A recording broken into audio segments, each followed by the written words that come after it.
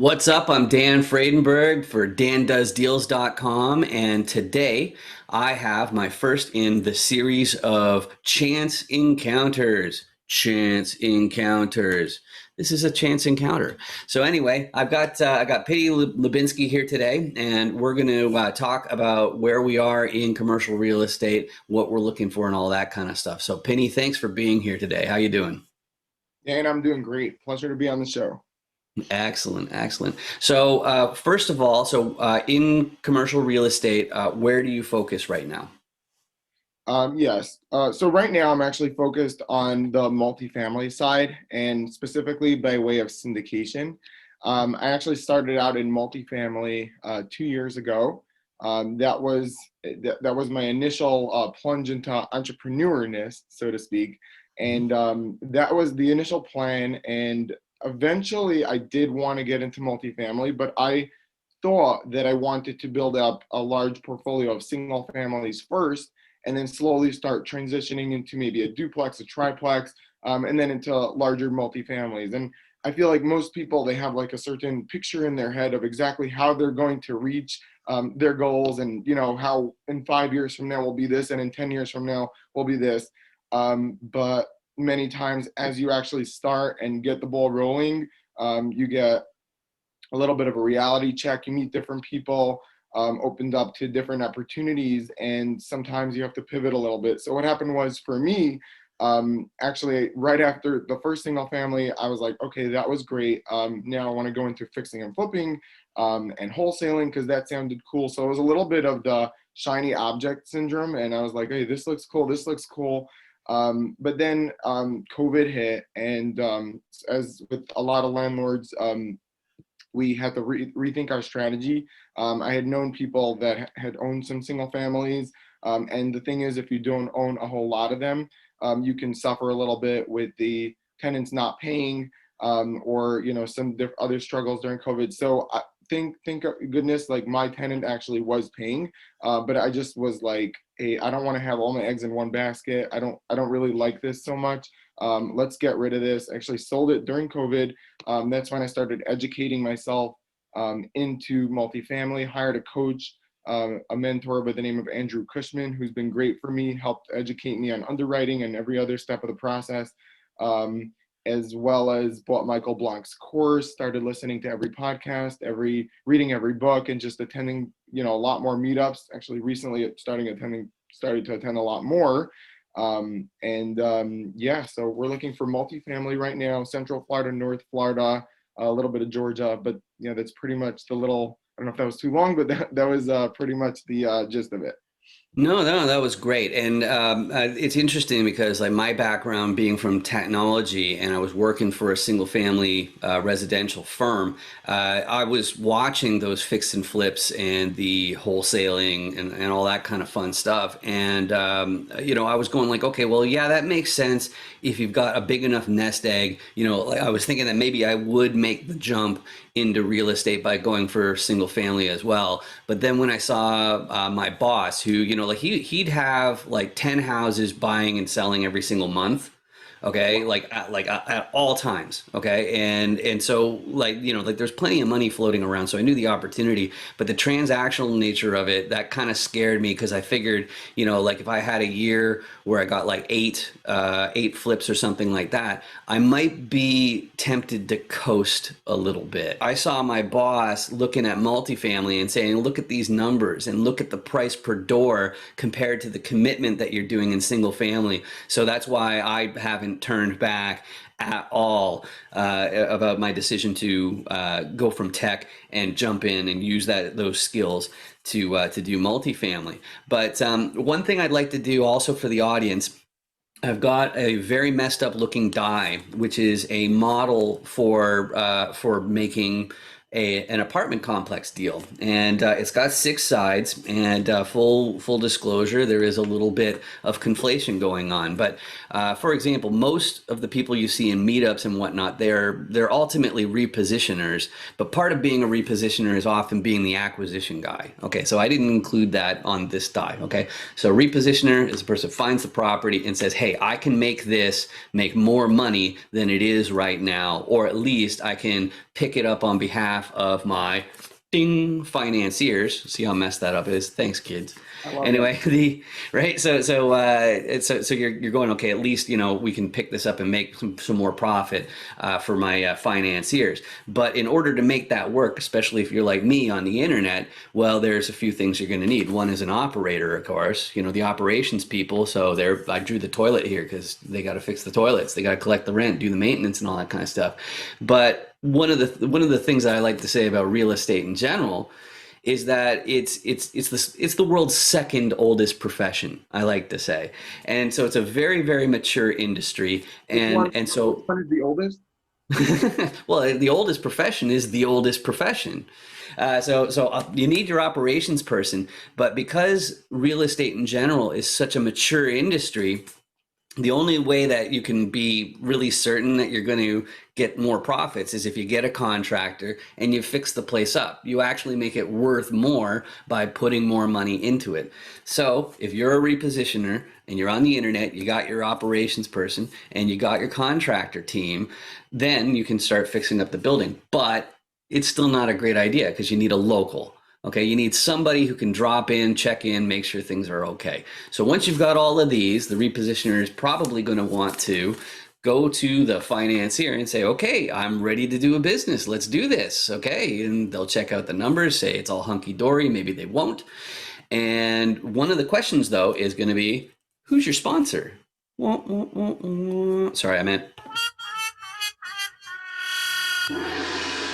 Yeah, so who's your sponsor? Okay, and that's the person who already owns a similar asset and has a balance sheet that is at least the size of the loan that they're doing. So now all of that explanation was basically to ask you, where do you see yourself on this die? The financier side is also raising capital. So I conflated two for SEC reasons, but I can actually be clear with you, because like financiers, they could be private or they could be a bank. So that's that part. But so do you see yourself more on the repositioner side or the financier side, or like for raising capital, or where do you see helping an apartment deal go through the best? Great question, Dan. And I love that little dice that you made. It's really cute. So I'll tell you, so right when I was starting out, Andrew, my mentor, had me practice and learn every aspect of the game. Now, obviously, like you're never going to know everything. And I believe that people that are in this field for 20, 30 years, they're still learning things every single day. So there's just so much to absorb and so much to grow and so much to learn. But so I started out doing everything. So I was calling the brokers, trying to establish relationships with them, underwriting every deal, trying to raise capital. I also have a podcast called the Real Estate Ventures Podcast. So getting those out, getting those meetings set up. It just was a tremendous amount to juggle. Okay, but that was the original plan. The original plan was to learn everything so that eventually when I need to partner up with people, I won't just be going in blindly saying, hey, I know this, you know that, and like that's your department, and I have no idea if they're doing it well or not doing it well because I only know my part. No, so we didn't do that. So I know pretty much every part. Now, again, I'm not an expert in every part, but I know enough to, just not be a total idiot when it comes to, every part of the game. That was that. But then as I continuously scaled and grew, I realized that there really are certain like strong points that work well with my personality and just my community where I'm from. And that specifically was the capital raising side. So once I realized that the community that I come from just happens to be very comfortable with investing in real estate, a lot of the professionals and even just the random people from my community, they've invested already in real estate. It's almost like you don't need to explain to them like what it is or what the benefits are. They're happy to talk about it. They're happy to set meetings with you. So once I realized that that was the case, I kind of decided, hey, I already have the podcast going. So I already have my thought leadership platform. Let me just take this and run with it and go 10x with it. So that's really what I've been doing. I've been trying to set a lot of meetings, for capital raising. Again, like I don't really just want to do capital raising. I am still underwriting deals, sourcing deals with brokers. I flew down to Tampa and Jacksonville, some of my markets recently, just to meet with the brokers actually.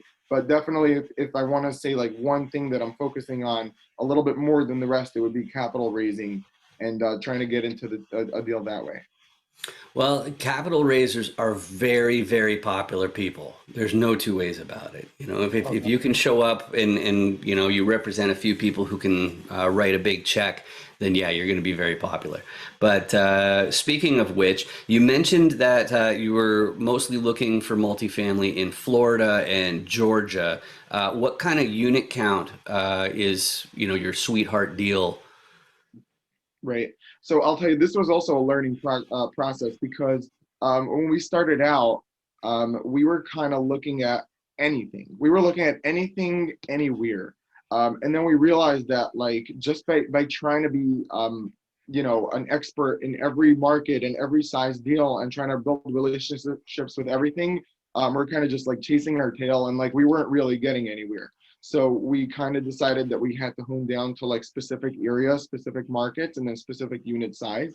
What we kind of did, so me and my accountability buddy, like we basically did a tremendous amount of research into some of our most popular markets and really honed down into like a few specific, smaller markets, sub-markets and markets. And so that's really what we figured like we would focus, all of our energies and efforts towards. And as far as unit size, we kind of came that we should look for what our investors are looking for. So we pretty much just found like, hey, who are our best investors? And we kind of just worked backwards from there. Like, okay, they're looking for 100 units or more, value add, C class, B class. That's what they're looking for. So that's what we're going to look for. And we're just going to make it, we're going to be like basically finding them deals since they're agreeing to work with us. So that's pretty much the approach that we took. So to answer your question, it's 100 units or more, value add, B class, C class, mostly trying to reposition something. Excellent, excellent. And as far as scaling goes, like what's your target here? You know, like I know one of my best friends among the real estate investment crowd. You know, I know he's got a goal of a net worth of I think he said 30 million by the time he's 55, which means he wants to have about 600 million in assets under management by that time. As far as the portfolios that you manage or are involved in any degree, what sort of scale, like what level of ambition do you have? Are you planning on going into the billions, or do you want it a little bit more modest? Right. So I feel like it's a lot of fun for me to say like, hey, like I want to be like, I want to own $1 billion of real estate. But for me right now, like that's just so far that I just want to focus on the next goal. And so for me, I'm not sure or anyone knows this or if you know this, but right now I'm working, my 9 to 5 is for a family business. We sell building and janitorial supplies here in New York. And I love it. And my dad's actually my boss. He's nice to me. He's good to me. But at the same time, like it would be cool to replace that money, that income with passive income through real estate. So that's my first goal, is to reach that same number. Whereas not necessarily retire from that, because I do enjoy working with family, but just to know that I have that insurance policy, know that I have that now whereas like it's not just the 9 to 5, it's also the passive income. So it's reaching that number. And then personally, I just think 1,000 units is the first like attainable and really like achievable cool goal. And I'd love to be there within a couple of years. That makes sense. That makes sense. I bring it up just because of my digital side. I think that's it's my forte, right? It's a lot of people, they have a lot of trouble when there's some little task. They don't really realize how much that adds up in the big scheme of things. Like even if it only takes a minute or two, if you times that by 10,000 times, you've got an actual real expense. And because I'm a programmer, I actually developed these things that automate. It's like I've cost people their jobs before. They like it was a fulfillment job basically. When they get an order, they'd have to email out, and I just made systems that would parse through all the orders and just send the proper fulfillments and things like that. Right. So that's why my focus is definitely on getting into the billions. And one of the things that's odd about my situation, though, is that I've been using my tech skills and also the social media, all this social media, like all this razzle dazzle, to basically show these other tech skills or whatever. But the problem is that all of us real estate investors, even the smaller companies, we have to have a marketing division. We have to have a social media presence, and unfortunately, somebody's got to do it. And to get any real penetration into the market, then it takes a lot of time. And so that's what I've been doing to get my foot in the door, even though it feels a little bit weird anyway. But anyway. And I think, Dan, a lot of people that it's actually interesting. A lot of even very experienced real estate developers that are like old school, that are have been doing this for many years. Like a lot of them like don't really. I feel like they don't realize this, the whole like marketing side of it. It's like it's not just about like doing a deal, like getting a deal, closing, filling it up with tenants. It's you have a brand, you have a personal brand, and in order to market that brand, like you're going to need to, in today's day and age, you're going to need to take advantage of social media and maybe a thought leadership platform, stuff like that. So definitely, like, I hear where you're coming from with that, and like it's something that like really hit me hard over the past couple of months. It's like, hey, who is Pinny Lubinsky? Like, how is the world going to see him? And like building out that brand through social media is just so pivotal, so important. Right, right. Because at the end of the day, we're all in a situation where we are trying to. The point of doing all this stuff is that so somebody will reach out and say, "Hey, I want to offer this to you," and they come to Right. you with this killer deal before somebody else, or you basically have that rapport. They've seen enough of your content. They're like, you know what, I trust this person, and that's the problem. If you're going to be writing a check that's like 6 figures or 7 figures or something like that, you can't have just met. Right. Exactly. So you don't really have any other options but to really take marketing seriously. But to start wrapping up, as far as people, and I'll help you in case you get in any hot water with SEC compliance, but who's the perfect person to reach out to you? Who's the person who you think can help the most? Maybe if you use like this sort of die as an example, like would operations people be best to reach out to you? Financiers, contractors, other repositioners, locals, sponsors. Who do you think that you in real estate can you help the most? Okay, great question. So there's so many people that I can help, and there's so many people that can help me, and just on an everyday basis, there's just so much exchange of value going on in this business. But I have geared my podcast towards helping newbies get into real estate. That's really what I've been focusing on. And what I realized is that, like, since getting into this field, and even back 2 years ago, before I bought the single family, when I was just getting into it, I found that this community is just so helpful, and everybody's willing to give you their time, energy, efforts, their resources, and really help you grow. And like, I just feel like I may not be very far along this journey yet, and I'm still pretty young and new to this, but there's definitely some things that I have learned along the way. I've been a sponge. I've learned and tried to pick up a lot of information and value from other people, and I just would love to be able to give that back to people that are, say, 3 months, 6 months, a year behind me, just starting out, just thinking about taking advantage of real estate, whether that be passively or actively. Either way, like, I just would love to be able to help them share value, interview other experienced investors so that they can share their experiences and help people get into the game, because I've seen the value of this, and I've seen the value of passive income and cash flow, and really the way this can change people's lives. And I just want more friends and family of mine and more people to start taking advantage. And I'd love to just be a resource for them to be able to get there and achieve those goals. Awesome. And how can they find that podcast, or should they connect through your LinkedIn, or what's the best way to connect? Right. So the podcast is called the Real Estate Ventures Podcast. Anyone, any of your listeners, I encourage them to go check it out. They may learn something cool, something new. And you can find me on Instagram, Pinny Lubinsky, on LinkedIn, Pinny Lubinsky. Actually, on Instagram, I'm PL Capital Ventures. That's the name of my LLC. So you'll either find me on PL Capital Ventures, or you'll find me at my name, Pinny Lubinsky, on all the social medias. Excellent, excellent. And unfortunately, if we address the elephant in the room, That would have to be the fact that we cannot stay here all the time. So I've got the intro music going here. Let's get some people spelling some stuff. Sounds CANFRADBURGH.com. like fun. I have no idea who he is. All right, awesome. Yeah, oh yeah, he doesn't know who I am. I am Dan Fredenberg, and if I hit this, the music will stop too.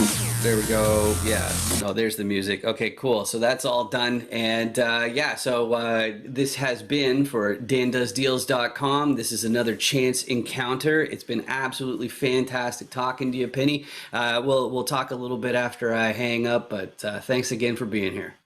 Thanks, Tune in Dan. again soon. Thanks. And like and subscribe. It's free. All it means is that our suggestions, our videos come up in your suggestions in YouTube. If you don't spend a whole lot of time on YouTube, it really won't bother you at all. But it does make a big difference. It means that YouTube pays for all this stuff instead of me. All right. See ya. Bye.